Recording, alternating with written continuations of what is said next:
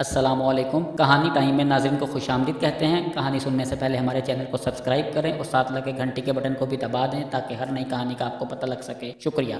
शुरू करते हैं आज की कहानी। एक गरीब लड़की की कहानी।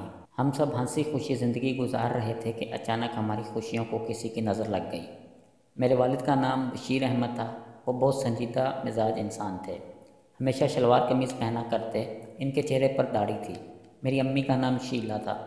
नशीली आंखें और लंबे लंबे बाल थे। कहते हैं अल्लाह ताला अपने हर बंदे की आजमाइश लेता है और इसके कुछ बंदे इसकी आजमाइश पर पूरा उतर जाते हैं और कुछ कमज़ोर पड़ जाते हैं।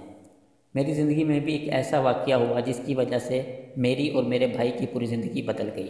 मेरे भाई का नाम इकबाल और मेरा नाम सना है। मेरे अब्बू का पेशा रिक्शा चलाना था।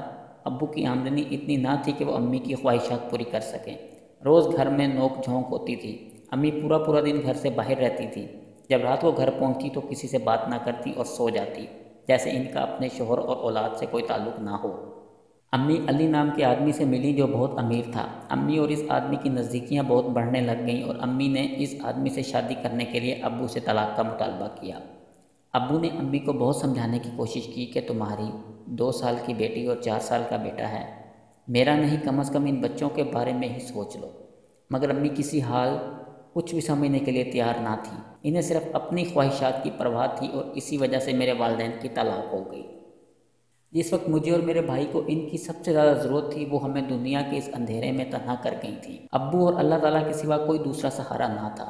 जब किसी माँ को अपनी औलाद को प्यार करता देखती तो इस माँ की ममता को देख कर मेरा दिल रो पड़ता और घंटों अकेले बैठ कर रोया करती थी। सर्दियोों में जब तमाम बच्चे अपनी माँ की गर्म आगोश के साए में सो रहे होते तो मैं रात की तेज़ हवाओं के झोंकों से डर जाती।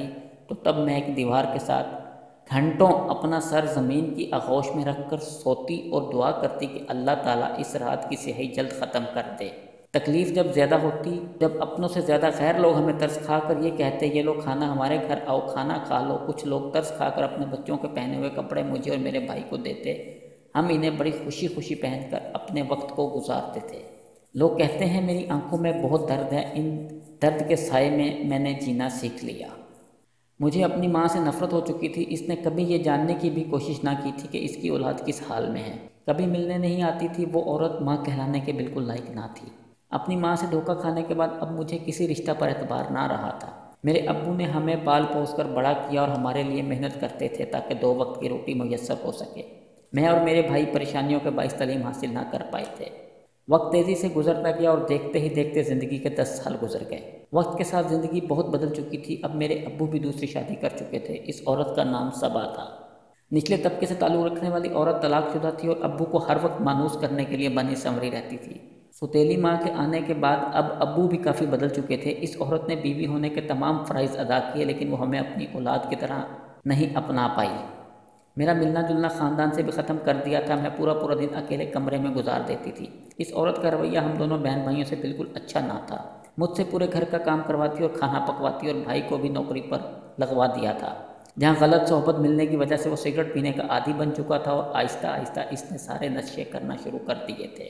इस औरत ने मुझे तालीम तक हासिल ना करने दी और ना ही मुझे अच्छे और बुरे की तमीज़ समझाई। इस औरत की एक माँ और 2 शादीशुदा बहनें और एक भाई था।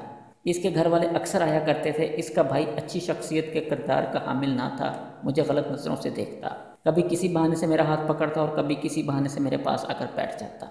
मैंने इसकी शिकायत अपनी सौतेली माँ से की तो इसने उल्टा मुझे डांटा, धमकाया और घर वालों की नज़र में मुझे गलत साबित कर दिया था ताकि मुझ पर कोई यकीन ना करे। मैं इस औरत के जुल्म का हिस्सा बन चुकी थी। इसने मेरी नासमझी और मासूमियत का फ़ायदा उठाया और जिस उम्र में बच्चे पढ़ते हैं इस उम्र में मेरे दिमाग में इश्क व मोहब्बत जैसी बातें भर दी। अपने ज़ाती मफाद की खातिर मेरा रिश्ता अपनी खाला के बेटे से कर दिया। रिश्ते के वक्त मैं 12 साल की थी और 1 साल गुजरने के बाद आपस के इख्तलाफात की वजह से ये रिश्ता मेरी सौतेली माँ ने ख़त्म कर दिया। सौतेली माँ मुझसे किसी न किसी तरीके से जान छुड़ाना चाहती थी।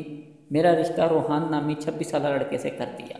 इसकी उम्र 26 साल, गंदमी रंग था, गरीब तबके से ताल्लुक़ रखता था और रिक्शा चलाता था। रिश्ते के बाद वक्त तेज़ी से गुजरता गया। अब मेरी उम्र 15 साल हो चुकी थी। शादी की तैयारियां हो रही थी। एक दिन मैं और मेरा भाई शादी का सामान लेने बाजार गए। वहाँ से वापसी पर एक औरत रोड पर भीख मांग रही थी। इसकी सदा कान में आई तो हम दोनों ने पलट कर देखा। वो कोई और नहीं हमारी माँ थी। वो हमें पहचान ना सकी लेकिन हमने इन्हें बताया कि हम इन्हीं की औलाद हैं। جب ہم نے پوچھا کہ آپ کی یہ حالت کس نے کی تو انہوں نے بتایا کہ جس آدمی کے لیے میں نے اپنے انمول رشتے ٹھکرا دیے، آج اس ہی آدمی نے مجھے چھوڑ دیا۔ کیونکہ اللہ تعالیٰ نے مجھے اولاد جیسی نعمت سے محروم کر دیا تھا، میں اس کو اولاد نہ دے سکی۔ امی نے ہم دونوں سے بہت معافی مانگی اور ہم انہیں معاف کر کے گھر آ گئے۔ وہ بھی میری شادی میں شریک ہوئی۔ اللہ تعالیٰ نے میرے صبر کے صلے میں بہت اچھے شوہر سے نوازا۔ وہ میرا بہت خیال رکھتے۔ شادی کے بعد مجھے اپنی سوتیلی ماں کے ظلم سے بھی آزادی مل چکی تھی۔